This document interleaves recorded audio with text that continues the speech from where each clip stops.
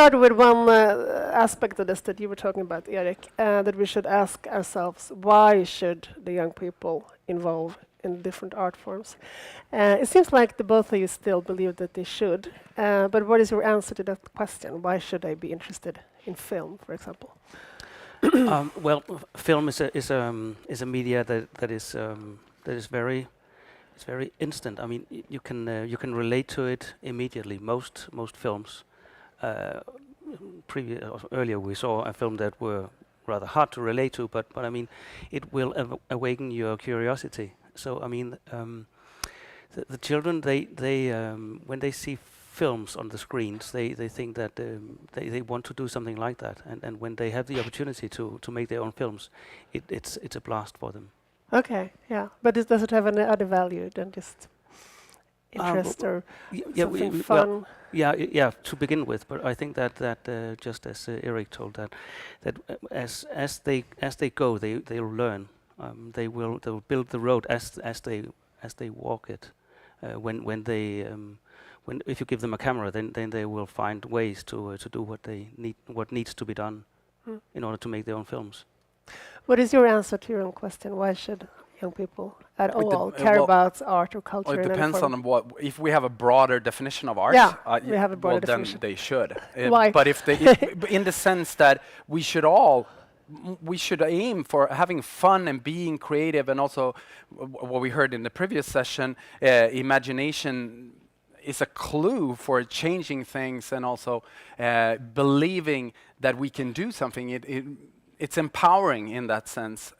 But if we define art in the more specific ways, as in, for example, film, I don't think that young people should do film just for the sake of it. I mean, there's probably better ways of establishing a living, alive and free and democratic society. And I think that it's important to us that we ask ourselves that there will be points when we arrive where art is becoming too stale and too institutionalized, and what we've learned from the past is that then there's always these people, and usually the avant-garde or the young people, that strives to change this by doing things in a completely different way, and then afterwards we can say, yeah, well, it's still art.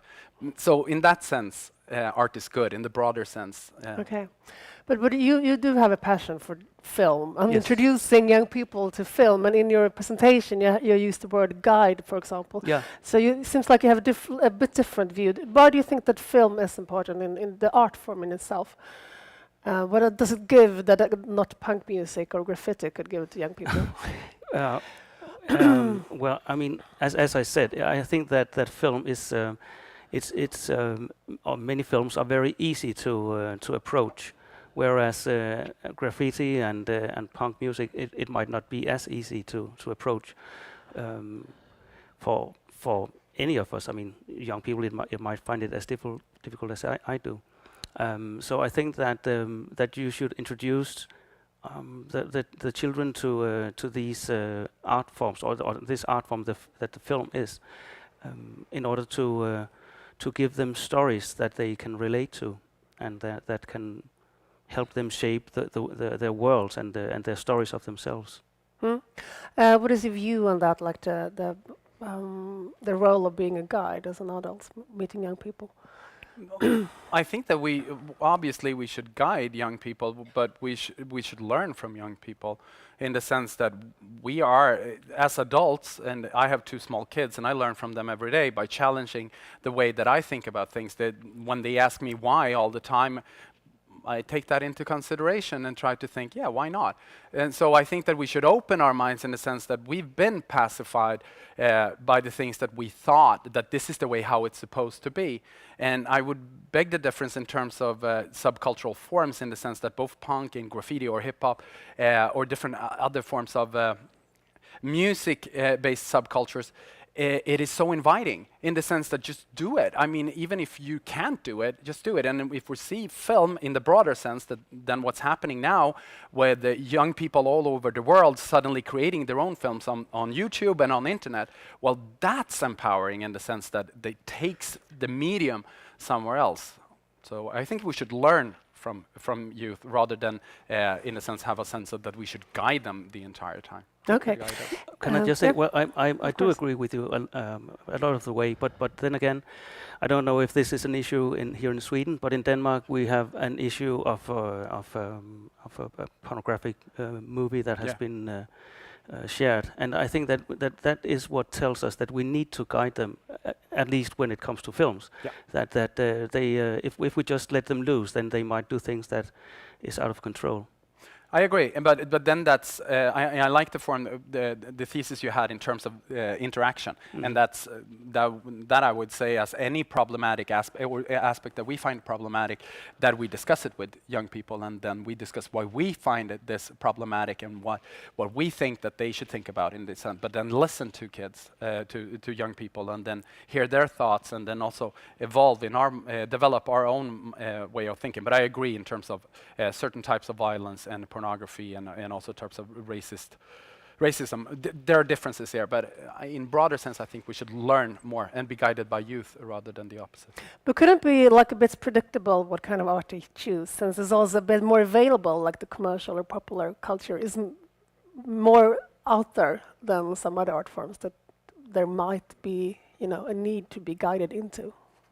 What's your view on that? But then again, we would have to.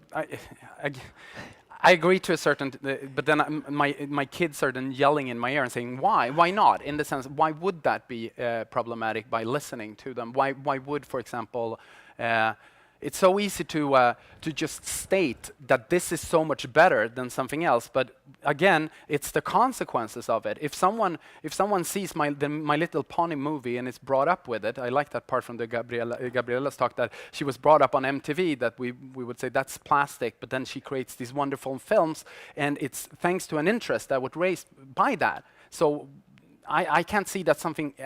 Again, there's a few exceptions, but I can't see that something is objectively problematic in the sense that, well, this is too commercial. But it might raise an awareness of something else that is so much more important than a medium, such as, for example, freedom of speech and tolerance. Yeah, can I just say that again? I very much agree with you, but then again, I think that if the children are not fed on good films as well. I mean, but this young woman who was here earlier, she was introduced to Tarkovsky, and I think that's really important. And you need guidance for that. She wouldn't have found it by herself. She found it because some adults knew that this would be good for her to watch. Yeah, no, I agree, but it's just the term guidance, maybe, in a sense. Yeah, because if you only listen to the kids, maybe they won't ever experience something different they never had. It could be a democratic question as well, I think, to introduce, like... But then again, it's again the Well, medium that we're talking about. If we're talking about the broader sense of a democratic and open and tolerant society, then things should be discussed. And I think again the first session today was so good in that sense of putting the focus. Can art be intolerant? In the sense, no, it's society that creates intolerance. So if we have an intolerant society, well then I agree in terms of that pornographic films and too commercialized films, etc. That might be a real problem. But if we live in a tolerant and free society, then at least there's discussions about value and about what's the good of these. And I think that's a society that constantly develops, rather than saying that this is bad, this is good. I don't get it. But you were a bit in your speech stressing the fact that some kind of, films and movies can actually build more tolerance than other. Yeah.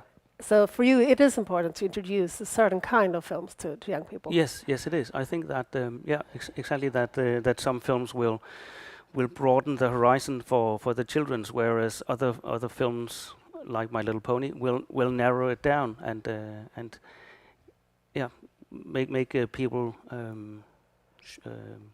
short-sighted or not able to see the world as it could be. If you look at like how young people look at their own culture today and how the grown-up world, in a broader sense, look at their culture, what would you say is the greatest difference? In like what they value, can you see it like in a moralistic, conceptions about what young people's culture should be? And do you have any Well, I thoughts don't on think that? that there's one youth culture, just as No. there is no one adult culture.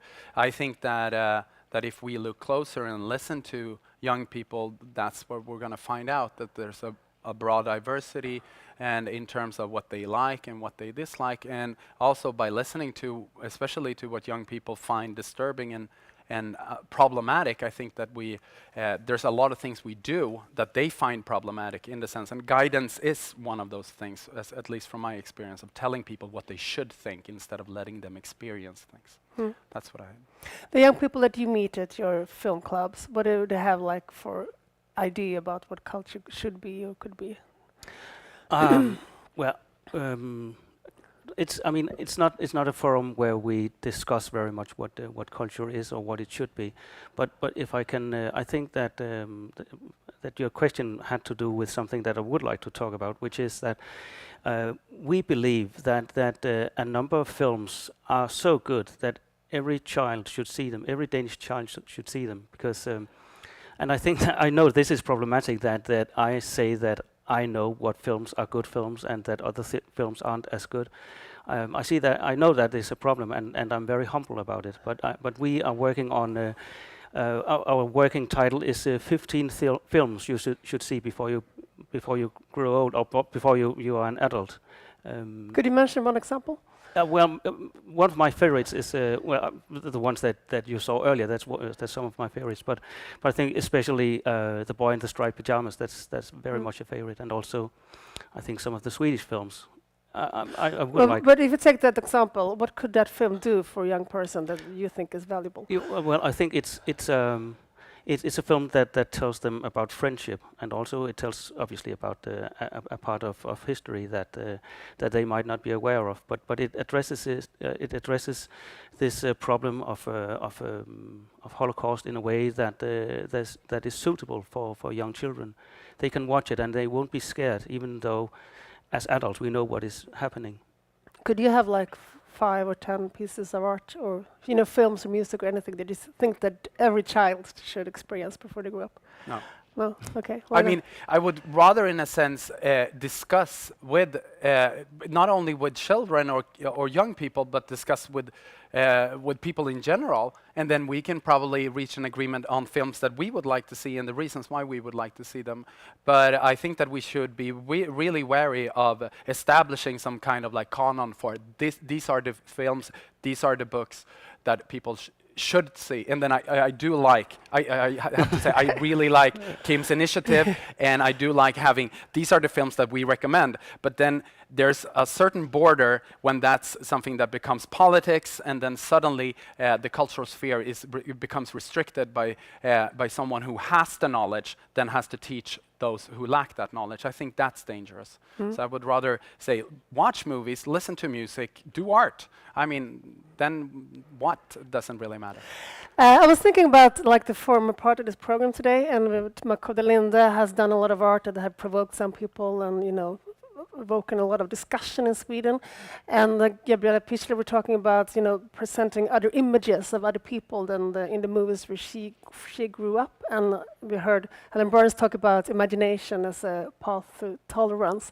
And all of those speeches were a bit about, introducing a kind of culture that might not be the most comfortable kind of culture, might not be what to choose if you just want to sit back and be entertained. Could you see like a value of that, like introducing culture to young people, that they would shake them up a bit? I think that's exactly my point with these, I don't know, 10 or 15 or 18 films that you have to see before you are an adult. So I could see that. Yeah. Definitely. But do you think there's a risk that you? No, I like. I mean, I like provocation in most cases. But the thing again, what matters there is communication and interaction, and the meaning that we create through those discussions, rather than the provocation itself. I mean, I think that the difference here is also. The difference between the humanities and the social sciences, in which my focus is much more on what culture does rather than the artifacts that we look at. So from my point of view, a work of art or any kind of artistic expression is interesting in the sense of what it does and how it transforms during history, for example. So I would say, Yeah, well, obviously, my 15 films is a provocation as well, because it means that it will provoke the children to say that I hate these films that you introduced to me. I want these films, and then we can have a discussion about that. Why is it that I think that these 15 films are essential, and why is it that they think that it's crap and they want other films? Yeah. But both of you, do you think it's important that art in any form that is presented to kids so that they create themselves, that it's, it's good for the tolerance, or if it makes them think about society in a critical way? Do you think that that's an important aspect of art for children and young people? Definitely. I think that art is a way of thinking. Yeah. And so it helps you to think out, to imagine possible worlds. So definitely. And for you? Yeah, but I like the idea of for Danish broadcasting, in the sense of 1 hour of watching the TV, and then I remember when I grew up, when then you had to wait 2 hours before the show that you wanted to see, and then there was a documentary on whatever factories in Czechoslovakia, and you had to watch it because it was TV, and then you learned from watching it, and that's again what I mean in terms of what culture does to us, it does to us. That's what matters, and I think that if we can use it in the best way, in the sense of establishing a free society and tolerance, then yeah. But then you were a bit forced to watch those documentaries. No. It was just something that, in a sense, yeah, it was forced. There was nothing else to do. Yeah, so in you that were sense. introduced to it. Yeah. Anyway, yeah. But do you think that we have other moral standards for kids and young people than for adults? That they should, consume culture that makes them become good people, and we can consume whatever and be bad people? Yes, I'm afraid we have that notion. Yeah. Why? That, I don't know. We tend to believe that we know what is good for children. We know what they should eat. We think we know when they should exercise. We think we know when to do what, and also we think we know what's best for them when it comes to art. But also that they should become better people by consuming. Well, art. that's probably what we hope. That's our excuse for thinking that we know what they should experience. What's your Yeah, thoughts I on that? agree.